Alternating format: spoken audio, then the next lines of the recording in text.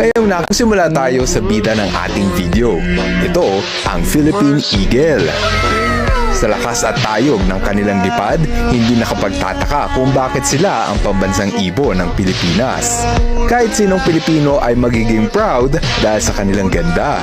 Sa tangkad na 3 feet and 3 inches, ito ang pinakamatangkad na agila sa buong mundo.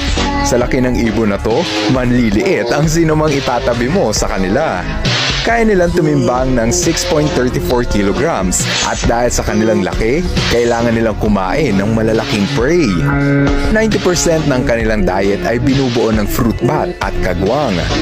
Ngayong nakilala mo na ang Philippine Eagle, oras na para